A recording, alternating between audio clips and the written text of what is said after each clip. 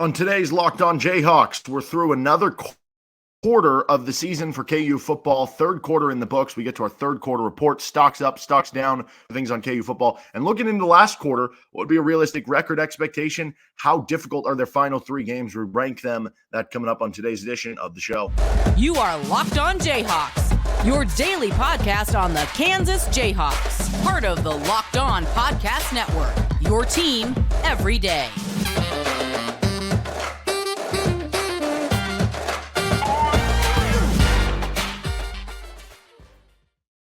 I'm Derek Johnson. You can hear me as well Monday through Friday from 3 to 6 p.m. on KLWN in Lawrence with Rock Chalk Sports Talk. Thanks for making Locked On Jayhawks your first listen every day. We are free and available wherever you get any of your podcasts. You can find us on our YouTube page for free and like and subscribe to the show. Thank you to every dayers out there tuning in to each and every episode. We're talking third quarter report here for KU football today. What stock is up, what stock is down lately for KU football. Preview the final quarter, ranking the final three games on today's episode. First, we are brought to you by FanDuel. Make every moment more. Right now, new customers get $150 in bonus bets with any winning $5 moneyline bet. That's $150 if your team wins. Visit FanDuel.com/lockedon to get started.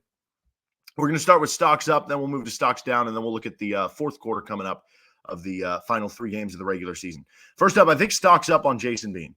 And maybe this is stocks up on Jason Bean being the starter the rest of the way. We heard from Lance Leipold on Monday, and Jalen, it sounds like he had kind of a setback because we saw him warming up at the previous Saturday game against Oklahoma.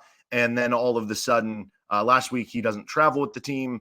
Said that I think Lance Leipold said that he didn't practice really last week. So that sounds like to me it was kind of a setback.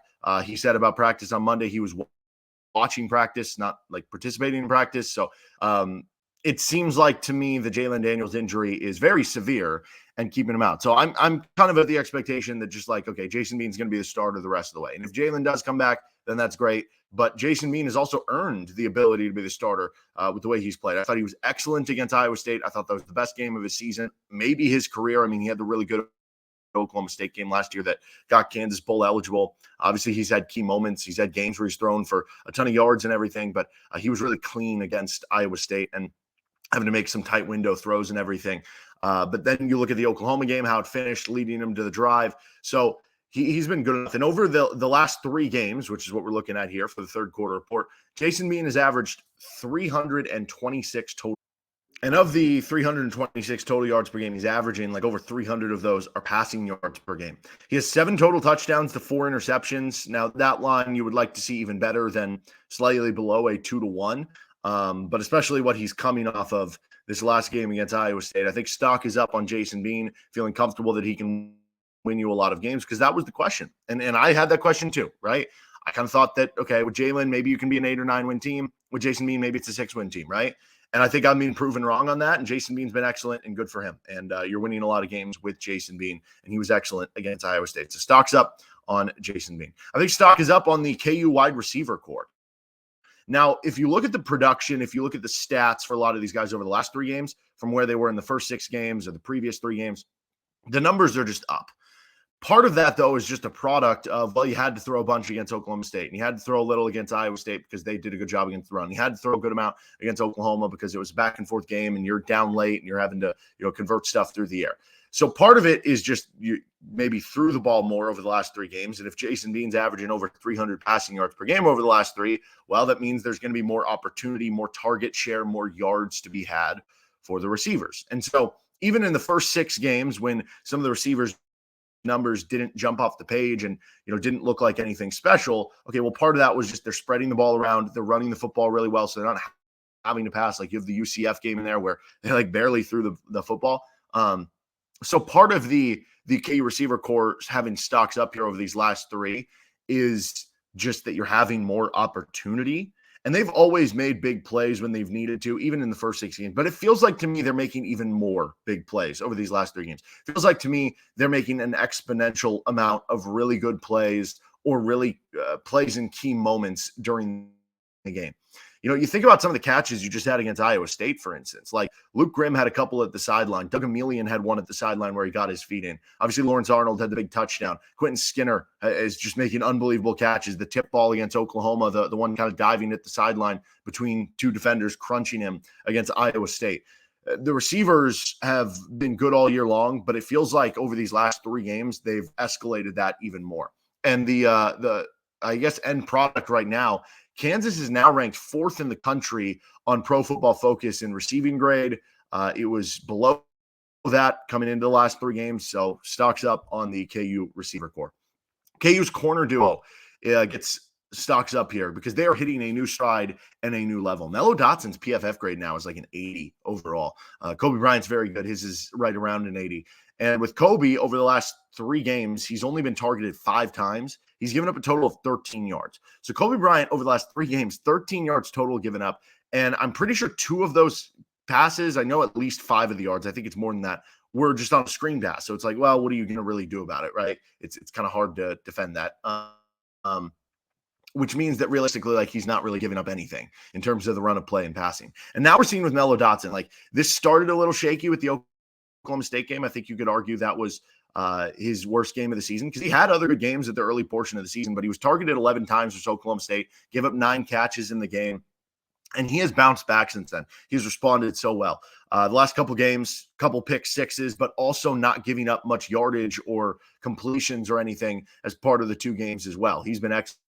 And he also had a big hit for a tackle in one of the plays that Iowa State was able to complete a pass on him, had a big tackle to keep him 2 or 3 yards short of the sticks. So Mello Dotson's playing really good football right now. Kobe Bryant's playing really good football right now. This corner duo is excellent. Now you just got to hope for health because Mello Dotson's been injured the last 2 games. You hope he's back. You hope he's able to sustain and everything. Obviously, the last injury was a little scary with him being down on the field for a while and not really moving. Then he eventually gets up.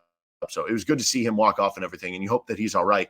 But the KU corner duo is playing excellent football at this moment in time, right when you need them down the backstretch of the season. Overall, though, Kansas just has stocks up because you go 2-1 in a tough stretch of play where you play Oklahoma State, who's right now tied for first in the Big 12, and college football playoff rankings up tonight at time of recording. I know this is coming out Wednesday, so we'll see where Oklahoma State is. I'd imagine they'll be in the top 20. Then you have Oklahoma, who I think still will be in the top 20, even after this last loss to Oklahoma State. And then you have Iowa State, who was tied first in the Big 12 when you played them, and certainly is going to be kind of like a pesky bowl team, I would think, right? So it's a tough stretch of play, especially when you add to it that 2 of those games came on the road. And you go 2-1. Stock is up overall on KU football. Just, overall, whether it's the program, whether it's the Oklahoma win, whether it's the getting to 7 wins, whether it's the securing the winning season, the program is seeing stocks up. The recruiting is seeing the stocks up. But just for individually this season, like we went into the last quarter report, we went into the second quarter report, and Kansas was sitting at 5-1. And the thought there was, yeah, if you go 1-2, it's not the worst thing in the world. And if you go 2-1, I think you feel ecstatic about it. Well, sure enough, they went 2-1. So I think you should feel ecstatic about it. And I think people do. Now, there is still that bit in the back of your mind that's like, oh, they could have beaten Oklahoma State. You're -2 in turnovers. You had special teams mistakes. You had the offsides call go against you. And it's just like, man, they could have won that game. And if they won that game, they'd be 8-1 right now. And I don't know, probably ranked in the top 10.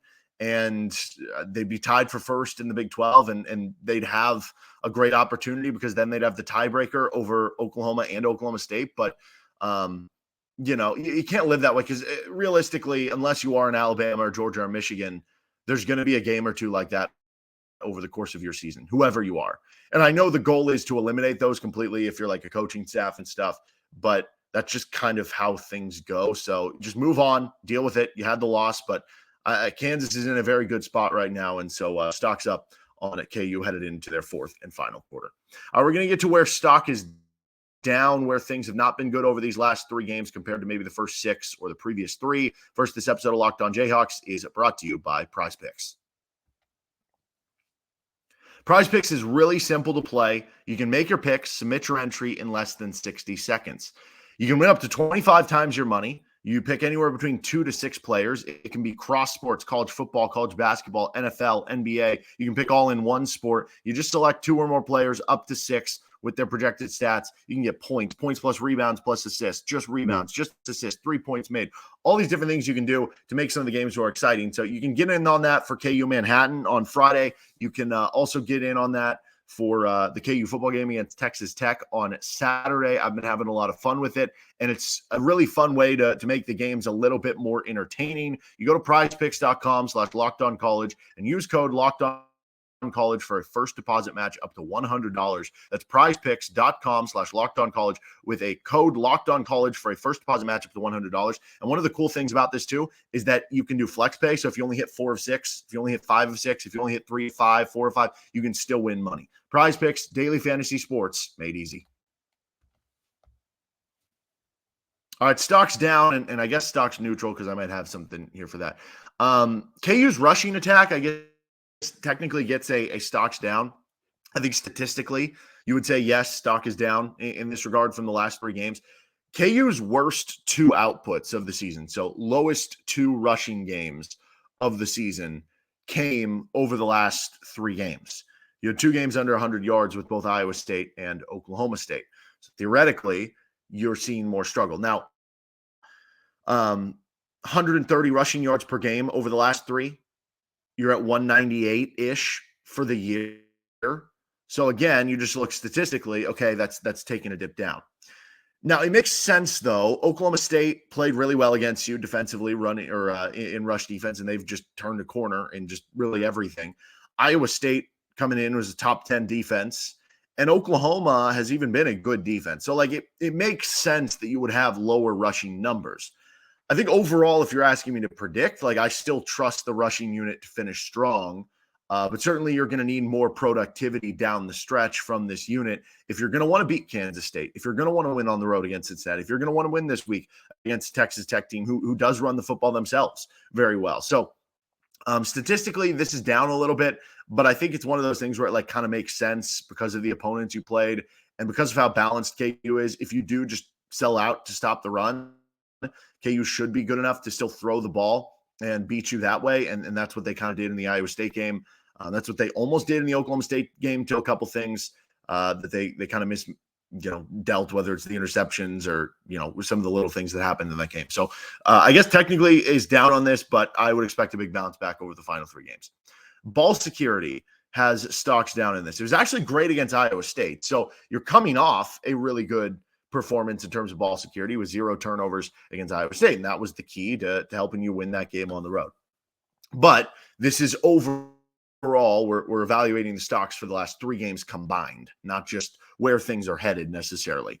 So in the previous 2 games with Oklahoma and Oklahoma State combined, the offense turned the ball over 5 times for KU. And I guess technically all of those were in offense. There was the one on special teams on a fumbled kick return. But still, 5 turnovers from you overall in the previous 2 games, which means over the last 3 games, over the last quarter that we're evaluating, 5 turnovers for KU.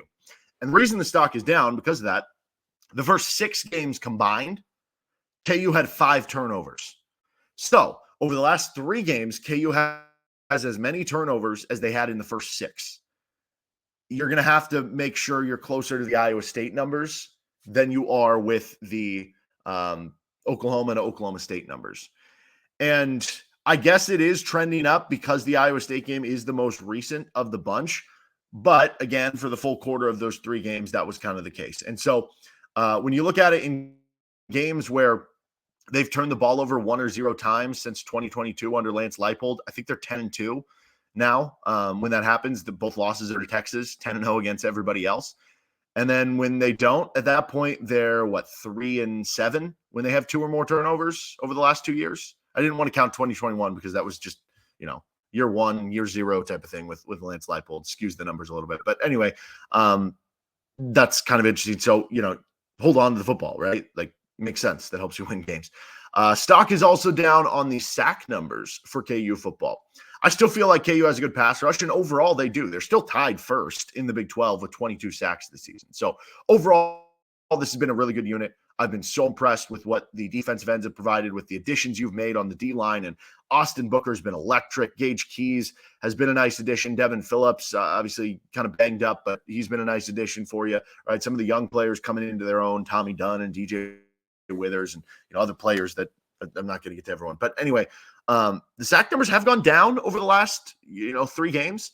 So KU in their first 6 games had 17 sacks. So that's about 3 sacks per game.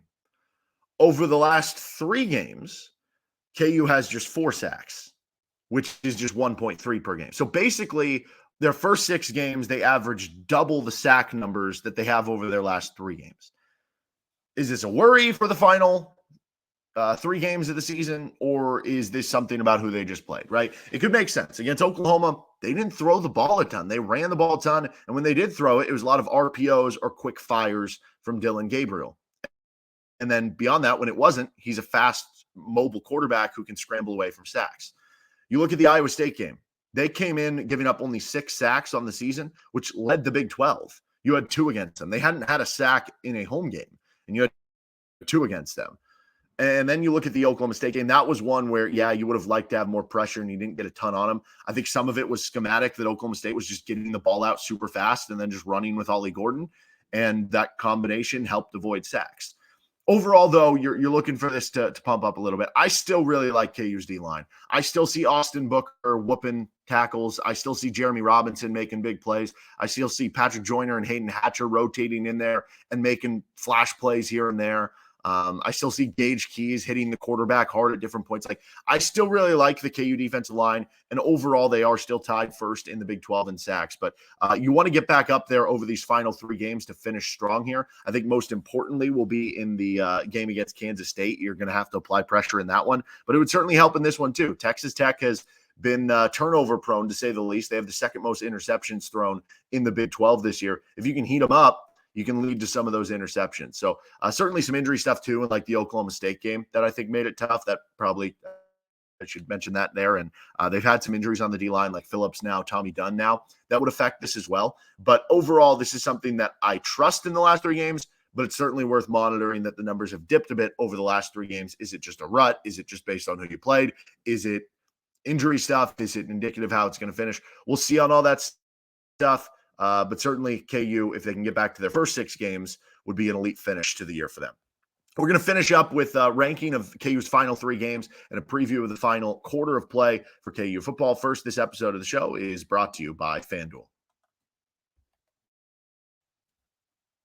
Score early this NFL season with FanDuel, America's #1 sportsbook. Right now, new customers get $150 in bonus bets with any winning $5 moneyline bet. That's $150 if your team wins. If you've been thinking about joining FanDuel, there's no better time to get in on the action. The app is so easy to use. There's a wide range of betting options, including spreads, player props, over-unders. You can get in on futures and more. They have all sorts of great promos going down. They'll do boosts every day. Promos like, for instance, on Thursday nights for Thursday Night Football, they do like a in the NFL, a no sweat same game parlay up to $10. So you get bonus bets back if you don't win. It has to be minimum of like plus $400 odds. Make sure to read all the fine print and everything. But you can do all those and some of their other great promos and boosts. Visit FanDuel.com/lockedon and kick off the NFL season. FanDuel, official partner of the NFL.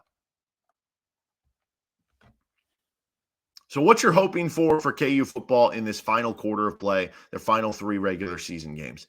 I think if you were ranking the games in terms of most difficult or I guess hardest to win, number 1 would be Kansas State. You haven't beat them in 15 years or 14 years, whatever it would be. And on top of that, K-State's just got a good football team. Like, ranks and a team that I don't know where they're going to be in the college football playoff rankings. Again, this is coming out Wednesday, so I'm going to look stupid, whatever it is. But I'm recording this on Tuesday. Nonetheless, K-State, I think, is the hardest game for sure. And you look at some of the metric sides, like they were like a top 15 team. So very good. That's for sure number 1. I think this week is number 2 against Texas Tech. Now, you could convince me Cincinnati should be number 2 just because it's a road game and it'll be senior day for Cincinnati. And that is always going to be difficult to deal with. But Texas Tech is a much better team than the record shows. They're sitting at 4-5, so it doesn't look great. But some of the, again, like the metric sites have them as like a top 40 team, have them as like a top 35 team in the country. They lost in overtime to Wyoming. They only lost by a score to Oregon, a game that they nearly beat Oregon, who looks like one of the best teams in the country. So like this team could very easily be 5-4 or 6-3. They have one loss or a game to West Virginia, some other close games. They've had some quarterback injuries, but now they're back to the backup as opposed to being on the third string, which hurt them for a bit. So this is a much better team than the record indicates. So I think Tech would be number 2 in there, especially with the way Tech runs the football. Taj Brooks is one of the best running backs in the country. They're top 10 EPA per play on running the football right now is Tech. So that would be number 2, and then Cincinnati would be number 3. All games are winnable. All games are losable. That's the beauty of the Big 12. I think a realistic record, what you would be expecting. If Kansas wins the K-State game, I think people would like – you don't want to go 1-2 over the final 3, especially with you feeling like you're in the Big 12 title race. But if you go 1-2 with the one win beating K-State, I think people would be still happy with it. That said, if you go 2-1, I think you'll feel really good about this final quarter. But if you want to make the Big 12 title game, if you want to compete for that, you got to go 3-0 over these last weeks, which is entirely possible. You know, K-State game feels like kind of coin flip game. This game against Texas Tech feels like maybe like a, I don't know, 55-45 game. Cincinnati game might end up being like a 60-40 game. So all games are close, but you have the opportunity in front of you. You're right there in the Big 12 standings. Why not? Why not? But yeah, realistic record, I don't know, 1-2, 2-1, somewhere in that range. 3-0, you're ecstatic, and maybe you're playing for a Big 12 title, or maybe you're playing for a New Year's Six Bowl. Like I said, you just want to, go at least 1-2, win at least one of the games. And if that is the case, you hope that it's the K-State one if you can only guarantee one from here. All right, that'll do it for this episode of Locked On Jayhawks. We will be back on tomorrow's episode to get a KU Manhattan basketball preview. And then Friday's episode, we're going to get to a KU football Texas Tech preview. You can find our show anywhere you get any of your podcasts. Like and subscribe to us on our YouTube page. We'll see you next time with Locked On Jayhawks.